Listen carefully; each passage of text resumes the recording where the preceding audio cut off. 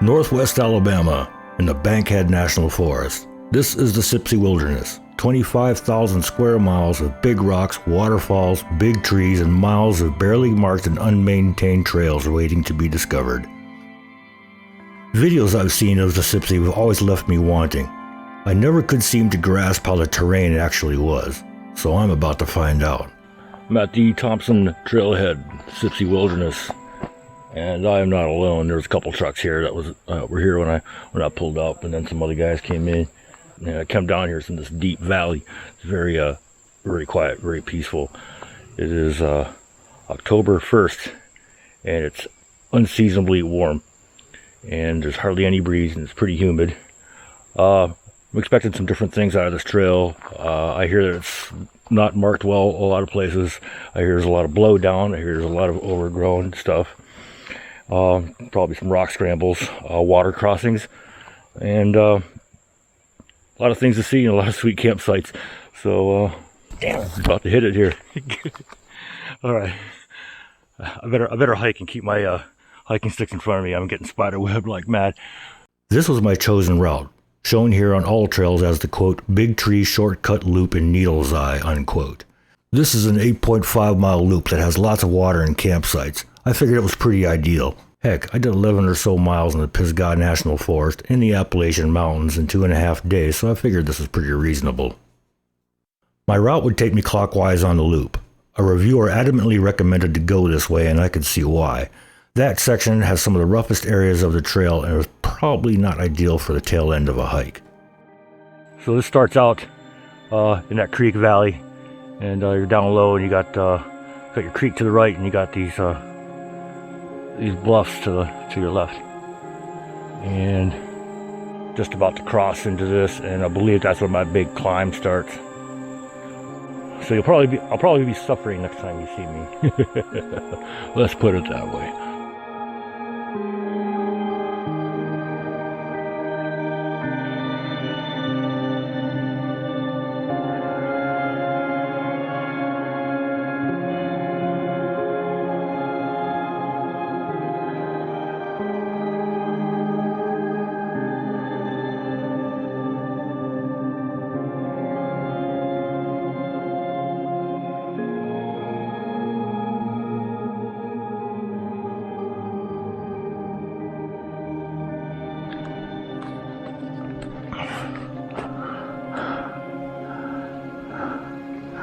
Got a campsite over here.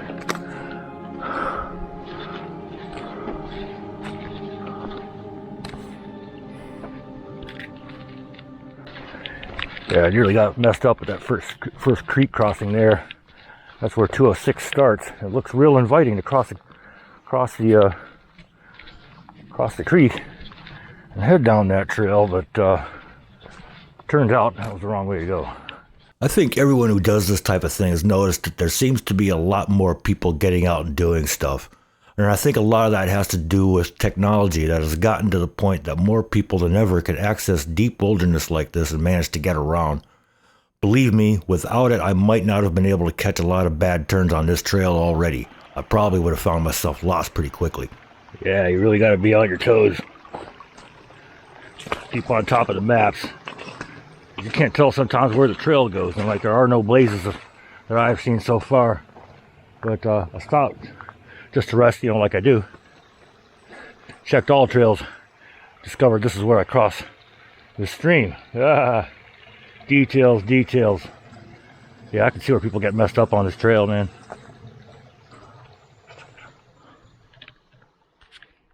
I don't think I want a night hike this trail. It's too easy to get messed up. Oh, man.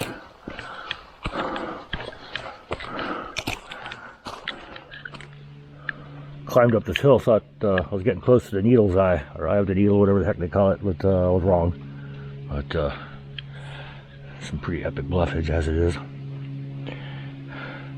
Not too far off the trail, just uphill a little bit. I can see the trail right there. It's an adventure, it's an adventure. All right.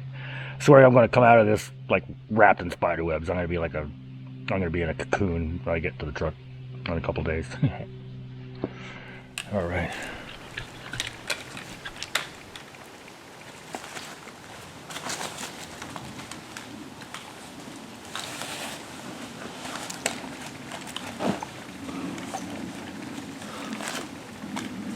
I definitely took the hard way up here. I came up this way, and the trail's like right behind you, about 20 yards. But, yeah. This is reminding me a lot of the Shawnee National Forest. The big, epic bluffage.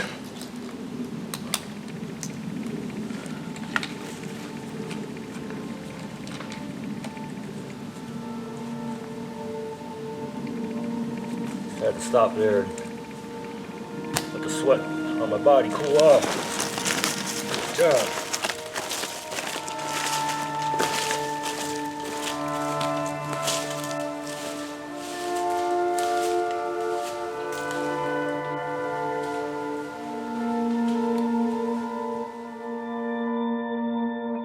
So the nice thing about blowdown on trails is that whenever you want to take a little rest, man, you can just pull up a tree. A lot of places you go aren't like that. You want to rest, and you're gonna have to go to the ground. But not here, you know, with rocks and with the blowdown, man, it's always a place to sit.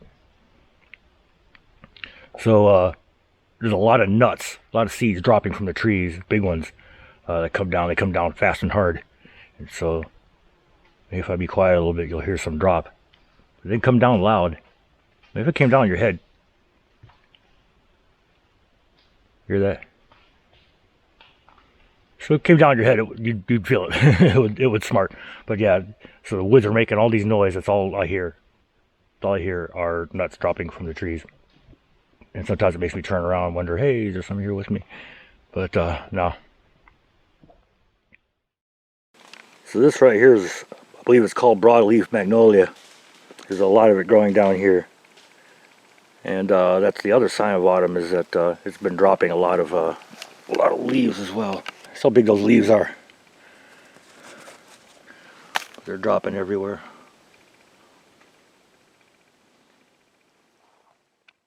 All right, I've been spotting all kinds of cool fungus on this trip so far today. But yeah, this sort of jumped out at me over here. All right, check this out. Check this out. I'm not sure if these are chanterelles past their prime or what.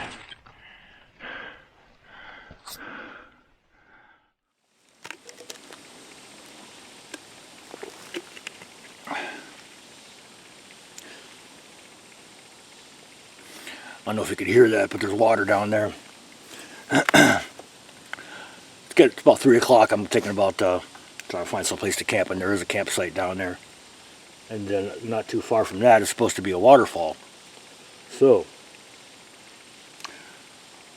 set up camp early, go check out the waterfall, and relax. Haven't been getting a whole lot of trail footage. I'm sorry. I've been wanting to get more of that, but trail keeps you busy. It does everything but go upside down, you know. And then with the spider webs, you know, I'm wearing about 50 spider webs, so yeah, it keeps you busy. But yeah, got up and over that big climb. Not a big deal. Yeah, I rested a couple times, but then down to a low area where I shot those orange mushrooms, and I followed a creek and a little bit of a climb back up to where I am right now. But anyhow, it's pretty, and you know, I haven't seen a sign of anybody aside from an occasional like footprint, something like that on the trail. But you know, people have treated the area really nice. There's no litter, nothing like that. So it's pretty nice wilderness. Feeling hungry. Should probably eat soon. Yeah, it looks like there's another little cascade over here. Climbing over trees.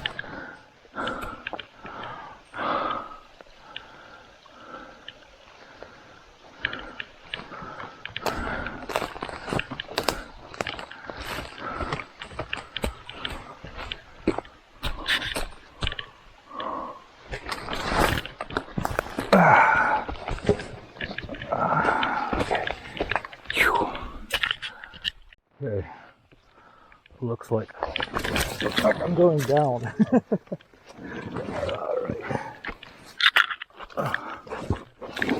All right. The old wood slide.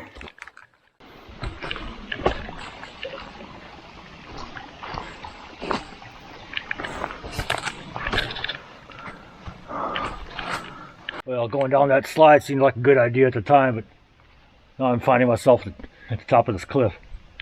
And yeah, that's a good 30-40 foot drop. So it looks like I gotta go climb up what I just slid down. Okay.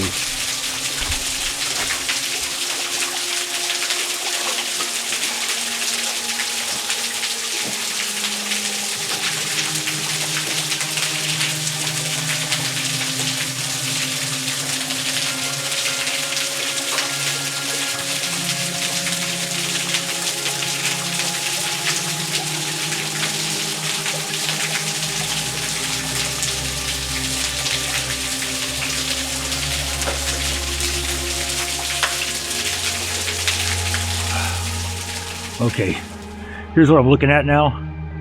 It's pretty, but it's treacherous. It's like right up there is that cliff that I was standing on a moment ago. So I dropped down into that waterfall area. Decided I better walk along the creek to get to where I needed to go. So I walked along the creek, and I had to go right and go across the creek, go up to the rocks behind me here, and yeah, I had a couple spills along the way, man. Just the scary stuff, man. You can just slip anytime on these leaves and things. But yeah, I don't know where the trail went. Oh.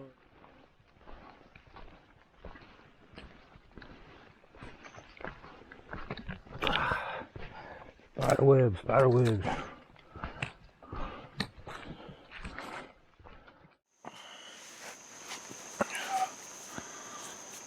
So I finally found my campsite. And I really feel like I had to work for this one. It's pretty nice, got this nice boulder right here, a gently flowing stream on one side. My hammock is right there. And I'm not even bothering with the rain fly. Everything that I was wearing was completely soaked completely through with sweat, and so I actually had a change of clothes, a full change of clothes. I've never had to do that before. It feels really good to put some dry clothes on.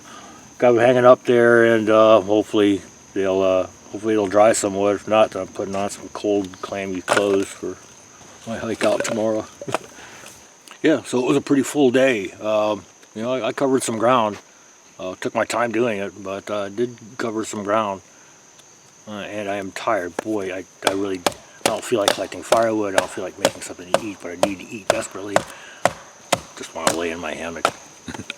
Lay in my hammock till morning, but yeah, so I don't know how much filming I'm going to be doing tonight because I'm going to run out of light. I'm down the bottom of a valley, and light is going to go away on me fairly quickly here.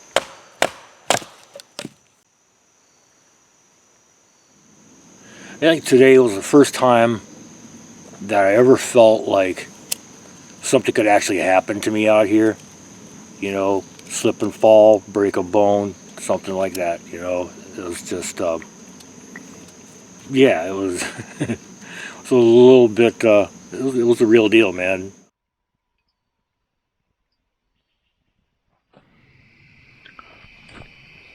That's not coming out too well. What I'm trying to show, there's a lichen on these rocks that is extremely reflective.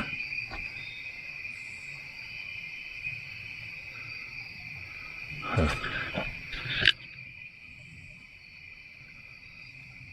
Oh, interesting. It's wet. I'll have to take a look at that in the morning. Just laid down on my hammock. It's about 8 o'clock. I don't know if you can hear that. But there are voices. More than one person. I can't believe somebody would be hiking. Probably want to have company. Okay, that's different. Right, kids.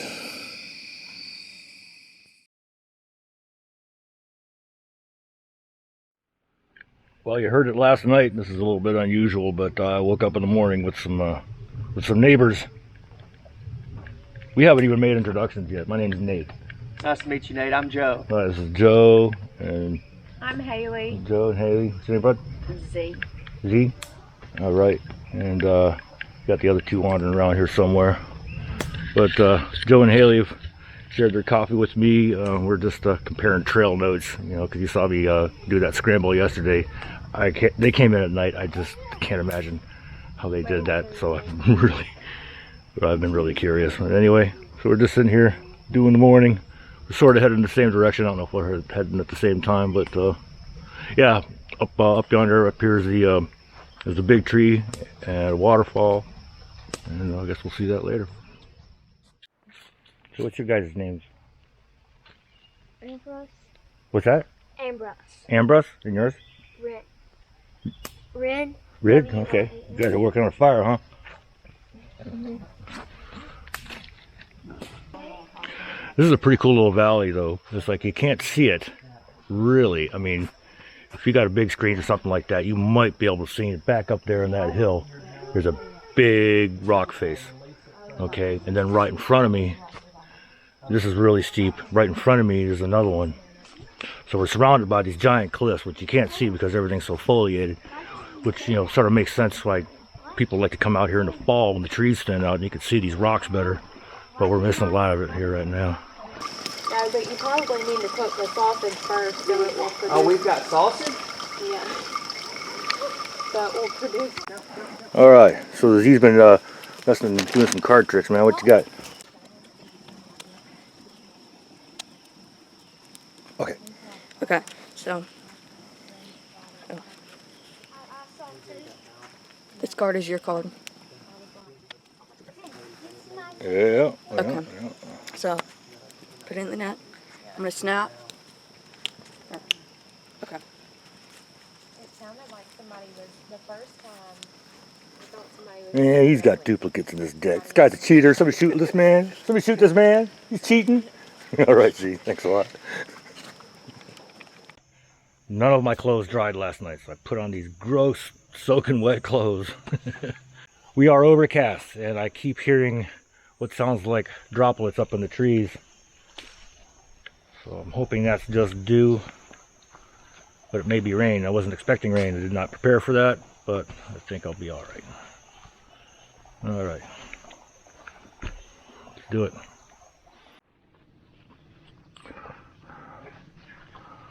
So earlier this morning, a backpacker came through camp while we were still breaking down. I just ran into him on the trail here.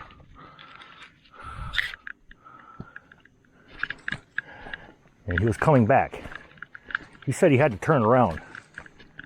He said there was a big blowdown and you couldn't see a trail on the other side. So, I don't know. We'll see what happens up here.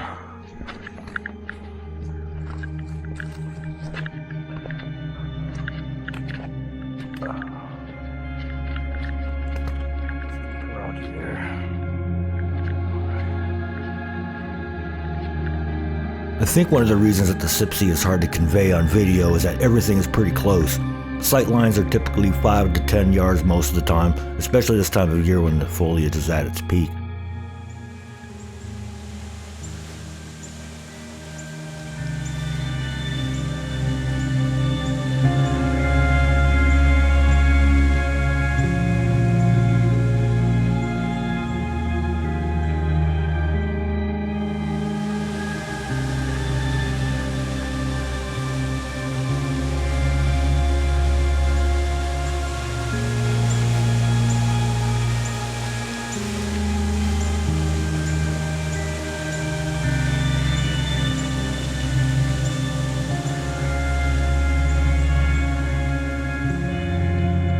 It's evidently the largest tree in Alabama. The yellow poplar. Which I didn't even notice the tree at first, actually. I was coming back from the falls and looking at the ground. I was like, "Look, there's a lot of poplar leaves on the ground here."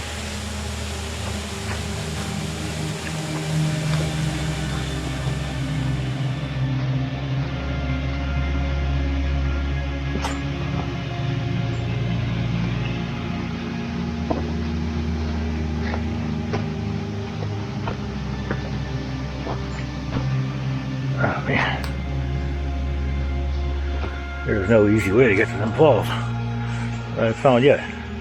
Found a good place to fall. Alright. Yeah, this is way trickier than I want to deal with right now, man. Glad I'm finally here. It took me a while.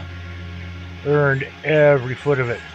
I'm telling you, it's like they say it's a moderate hike, but it's definitely on the difficult side of moderate. If only for the blowdown. You've got to go up and around it. And I came down that way, didn't I? Okay, so you got to go up and around it.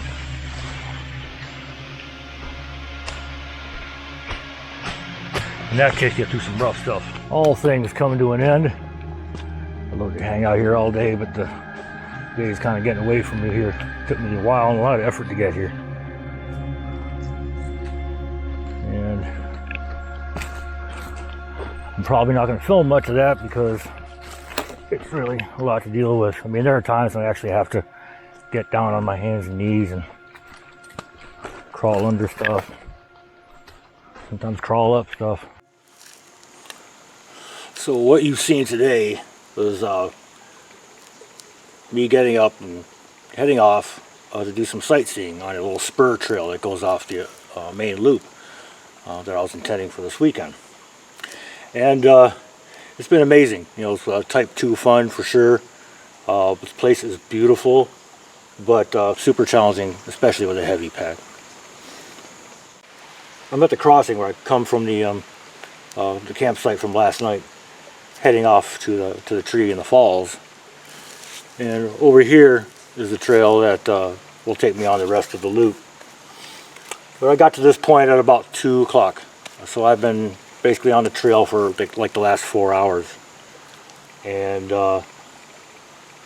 you know, there's about 2/3 of this loop that I haven't completed yet, and I could hike for another couple of hours probably before I got halfway through, you know, to camp out. By then I'm looking at dark, and then a long hike tomorrow, and a long 6-hour drive tomorrow, and I'm really not feeling up to it. So I kind of knew going in that this would be, you know, a little bit of a challenge. It was a lot of a challenge, and I want to definitely come back, but this time it got me, because the right thing for me to do right now is to go back to my campsite from last night, do the night there and hike out in the morning, get home in a decent time. Can't win them all. Sipsey Wilderness got me. Okay, well, it's kind of a bummer, eh? Whatever, life is a string of firsts. First love, first wilderness camp, first car accident, first bail on an adventure trip. Well, at least if we're going to fail forward, and that's my attitude. Well, recently, someone made a comment on one of my videos how they appreciated my, quote, honest narrative. Well, I took that to mean how I show my complete experience with my adventure, you know, hard times and all. And to me, it's utterly pointless and even dishonest to pretend I'm some kind of slick master outdoorsman. I'm not. I'm just a goof in the woods. Now, the Sipsey Wilderness is remote and truly wild. Even so, I ended up seeing quite a few people while I was there. I probably saw about 5 different groups of 2 or more people. Many were day hikers blasting through this 8 to 10 mile loop with small, light packs, and I have no idea what that's like, you know. When I can get to a place like this, I like to go in as deep and as long as I can, and I just don't strive for that kind of mileage. Yeah, I just don't see what the hurry is. Alright. Well, I finally got up about 6 in the morning when some hikers came through from where I came yesterday. And it's been a gentle rain all morning since about 4 o'clock. Those guys passed up, and actually I'm seeing some more lights coming up the trail. I'm really going to want to bend these guys here about how they got through that second water crossing with all the rocks, because I am not looking forward to that today. And it's had me thinking this is probably one of the only times that I really wanted some company. Really wanted some company just for safety's sake. That might be the same guys that came through earlier today. I don't know. All right. So yeah, these are the two guys that came through the campsite earlier this morning. This is Robert? Yeah. And we got Robert over here. Don't get that confused, okay? And anyway, I talked them into hanging out while I had my breakfast and coffee and stuff. They have not seen the part of the trail which we're about to take. And I convinced them that it was mutually beneficial that we take that together. So good for me, good for these guys. All right. So I'm gonna try to throw back my coffee, breakfast, get the stuff packed up. As you can hear, it's raining. I'm not expecting anything less at this point. All right. See you in a few. My camera settings somehow got jacked up this morning, so the rest of this is a fisheye view of a blurry earthquake. But to wrap this up, I need to say that I'm pretty grateful to the Roberts for hanging out with me on the way out. I learned that there's a safety level to be gained by having company. This was definitely one of my most difficult trips. My main difficulties being that I may have underestimated the Sipsey Wilderness, but mostly realizing that I'm not in the shape that I think I am. I also don't need to be tackling a place like this with the load I usually carry, but a good amount of this is the stuff that I use to make these videos. Every time I go out, I come back to assess what I could do to make the next trip even better. Loadout choices are that thing that we're always revisiting. Research and study of a location before you go is never wasted time. Technology was a big part of this trip, from my use of AllTrails to navigate to a bad experience I had with my personal locator device that I promise I will make a video about at a later time. If you've watched this far, I really appreciate you, but let me know by dropping a comment and hitting that thumbs up button. In a few weeks I plan on getting out again, this time to experience the forest's autumn colors that I haven't really seen in years because of where I live. If you want to see that, then go ahead and subscribe and hit that bell so you get notifications. Until then, I'll see you next time. Get out and do something.